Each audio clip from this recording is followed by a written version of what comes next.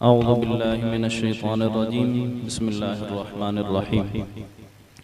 सबसे पहले तो मैं मुबारकबाद पेश करता हूँ मुहतरम आमिर भाई, नासिर भाई और उस्मान चिश्ती साहब कि जिन्होंने इस खूबसूरत प्रोग्राम नात ज़िंदगी है रमज़ान ट्रांसमिशन का एहतमाम किया है। दुआ गो हूँ अल्लाह इनकी ये काविशें अपनी बारगाह में कबूल फरमाए।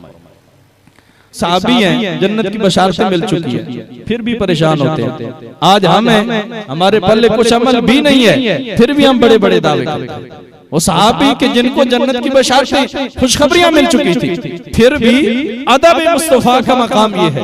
वो ऐसे नहीं कहते थे कि जैसे वो नबी जो है नाउज़ुबिल्लाह हमारे जैसे वो खाते हैं जैसे हम खाते हैं, बल्कि सुने साबित बिन कैस जब ये आयत मुक़द्दसा नाज़िल हुई, घर में बैठ के परेशानी के आलम में कि मेरे पल्ले में कुछ है नहीं, कहीं ऐसा ना हो जो है वो भी ज़ाया हो जाए।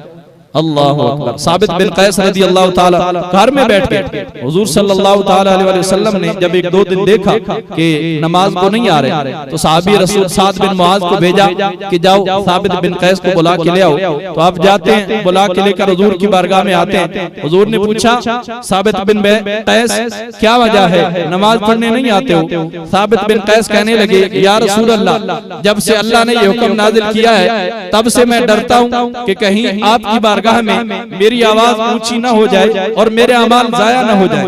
तो हुजूर अलैहिस्सलातु वस्सलाम ने फरमाया साबित बिन कैस, डरने वाली कोई बात नहीं है। क्या तुम ये नहीं चाहते कि तुम शहीद कत्ल किए जाओ और सीधे जन्नत में दाखिल हो जाओ? फरमाया क्या तुम ये नहीं चाहते कि तुम शहीद कत्ल किए जाओ और सीधे जन्नत में दाखिल हो जाओ? तो साबित बिन कैस कहने लगे या रसूल अल्लाह, ये ख्वाहिश करता हूँ कि मैं शहीद कत्ल किया जाऊं और सीधा जन्नत में दाखिल हो जाऊं।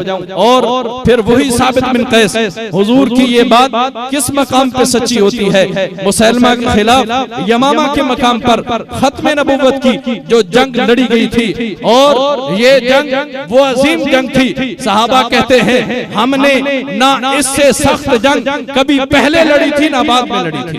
और ये जंग जो अजीम जंग थी कि जिसमें हजरत अबू बकर सिद्दीक रज़ी अल्लाह ताला अन्हु, आप खलीफा थे, आपने पहले कानून बनाया था कि बदरी सहाबी अब जंग में नहीं जाएंगे, हुजूर की तबर्रुकात है, हम इनकी ज़ियारत करेंगे। लेकिन जब हुजूर की खत्म नबूवत का वक्त आया, हुजूर की खत्म नबूवत पे पहरा देने के वक्त आया, और मैं नहीं, अब बदरी हो या गैर बदरी हो, सारे निकले हुजूर की इज्जत के लिए यमामा के मकाम पर पहुंचे।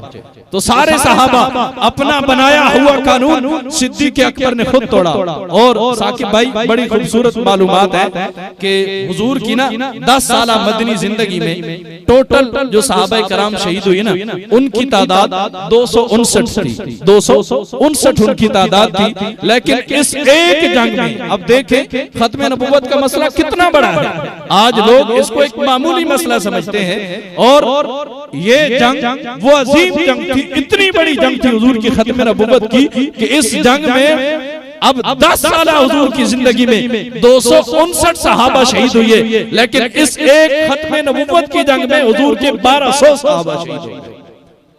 हुजूर के 1200 सहाबा यमामा के मकाम पर शहीद हुए। और इसी जंग में हुजूर की उम्मत के सबसे बड़े कारी हजरत सालिम भी शहीद हुए, जिनका कुरान सुनकर हुजूर ने शुक्र अदा किया था, मौला तेरा शुक्र है तूने मेरी उम्मत में सालिम जैसे कारी पैदा किए हैं। और बदर के मकाम पर ये भी अभी रमजान शरीफ में 17 रमजान मुबारक को ग़ज़वा बदर पेश आया। बदर के मकाम पर जो सहाबा शहीद हुए उनकी तादाद 14 थी। 14 सहाबाए कराम बदर के मकाम पर टोटल शहीद हुए। लेकिन जो मुसलमा के खिलाफ खत्म नबूवत की जंग थी, उस एक जंग में जो बदरी सहाबा थे उनमें से 12 सहाबा शहीद हुए।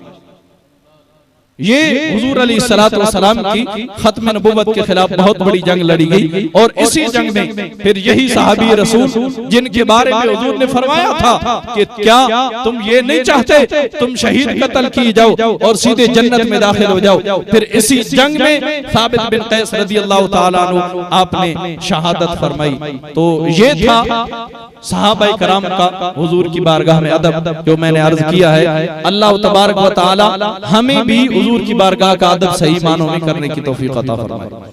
इमाम मालिक रज़ियल्लाहु ताला अन्हु बहुत बड़ी शख्सियत हैं, बहुत बड़ा नाम है, और इनको ये एजाज़ हासिल है कि इन्होंने मस्जिद नबवी शरीफ में बैठ के हुजूर की हदीस का दर्स दिया। ये वो शख्सियत हैं। और हजरत इमाम मालिक रदी अल्लाह ताला अन्हु ये सफदर भाई दुआ मांगा करते थे कि या अल्लाह जब भी मुझे मौत देना मदीने शरीफ में मौत देना। इसी वजह से इमाम मालिक रदी अल्लाह ताला अन्हु मदीने शरीफ की हुदूद से बाहर नहीं जाते थे कि कहीं ऐसा ना हो मदीने से बाहर मुझे मौत ना आ जाए। तो ये है इमाम मालिक रदी अल्लाह ताला अन्हु। अब इनका अदब मुस्तफ़ा और मकाम मुस्तफ़ा का आलम क्या है।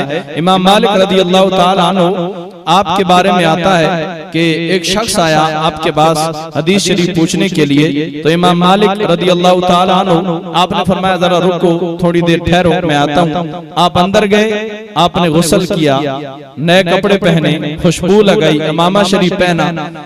ये सारा काम करने के बाद आप बाहर तशरीफ लाए। आपने फरमाया अब बताओ क्या पूछना है।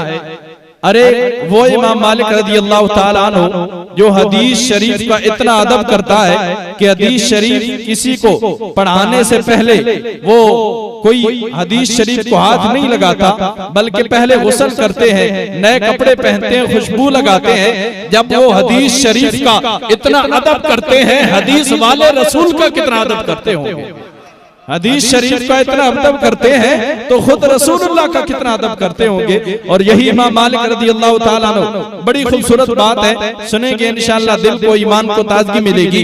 इमाम मालिक रदी अल्लाह ताला अन्हु जब गलियों में चलते हैं ना, मदीना शरीफ की गलियों में दरमियान में नहीं चलते हैं बल्कि दीवारों के साथ साइडों पे चलते हैं। मुरीदों ने पूछा हुजूर क्या वजह है। इमाम मालिक फरमाने लगे मेरा इश्क और मेरी मोहब्बत ये गवारा नहीं करती, कहीं ऐसा ना हो कि जहां हुजूर का कदम लगा हो मेरा कदम हुजूर के कदम मुबारक की जगह पर आ जाए। इसी तरह आपके बारे में आता है कि आप जब मदीने की गलियों में चलते थे ना, मदीने की दीवारों को बोसे दिया करते थे। मुरीदों ने पूछा हुजूर क्या वजह है। इमाम मालिक फरमाने लगे कि कोई तो ऐसी जगह होगी जहां मेरे हुजूर ने भी हाथ लगाया होगा, कोई तो ऐसी जगह होगी जहां हुजूर ने भी हाथ लगाया होगा। आखिरी बात अर्ज करता हूं, उसके बाद माइक आपके हवाले करता हूं। यही इमाम मालिक रदी अल्लाह ताला अन्हु आपके बारे में आता है। और इस बात को अशिफा शरीफ में अशिफा बितारीफ हुकूक़िल मुस्तफ़ा काज़ी अय्याज़ रहमतुल्लाह ताला अलैह आपकी बड़ी मुस्तनद तरीन किताब है। इसके बारे में आता है कि ये किताब जिस घर में मौजूद हो उस घर में कोई जादू और टूना नहीं होता है। ये ऐसी किताब है और ये वो अजीम किताब है कि जब हुजूर अलैहिस्सलातु वस्सलाम के पेशाब मुबारक का मसला आया तो काज़ी अय्याज़ ने लिखा कि हुजूर का पेशाब मुबारक जो है वो पाक है। तो फिर इसके जवाब में इब्न तैमिया ने किताब लिखी थी। ये वो अजीम किताब है जिसमें हुजूर के पेशाब मुबारक के बारे में आपने बात किया। काज़ी अय्याज़ रहमतुल्लाह ताला अलैह आपने ये वाक़या नकल किया है। आप फरमाते हैं कि इमाम मालिक रदी अल्लाह ताला अन्हु एक मर्तबा हदीस शरीफ पढ़ा रहे थे। हदीस शरीफ पढ़ाते पढ़ाते आपके कपड़ों में बिच्छू दाखिल हो गया। जब बिच्छू आपके कपड़ों में दाखिल हुआ उसने आपकी कमर मुबारक पर एक मर्तबा डसा, लेकिन इमाम मालिक रदी अल्लाह ताला अन्हु अपनी जगह से हिले नहीं, कोई चीखे नहीं, कोई चिल्लाए नहीं, कोई हरकत नहीं की। हरकत किए बगैर हदीस शरीफ का सबक पढ़ाते रहे।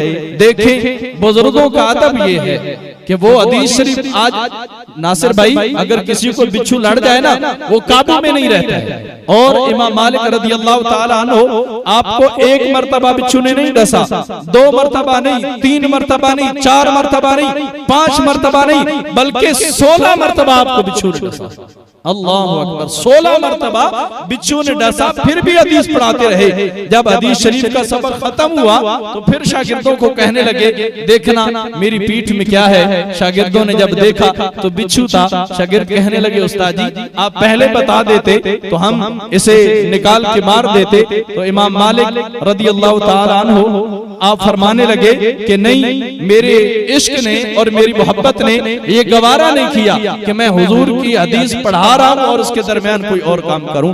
तो इस वजह से मैंने ये बेहतर समझा कि मैं जिस तरह हुजूर की हदीस पढ़ा रहा हूं इसी तरह हुजूर की हदीस पढ़ाता रहूं। तो ये था हुजूर की बारगाह का अदब जो हमें हमारे सहाबा ने, अहले बैत ने और हुजूर के गुलामों ने, हमारे अकाबिरीन ने सिखाया है। दुआ गो हूं अल्लाह हमें भी ज्यादा से ज्यादा हुजूर का अदब एहतराम करने की तौफीक अता फरमाए।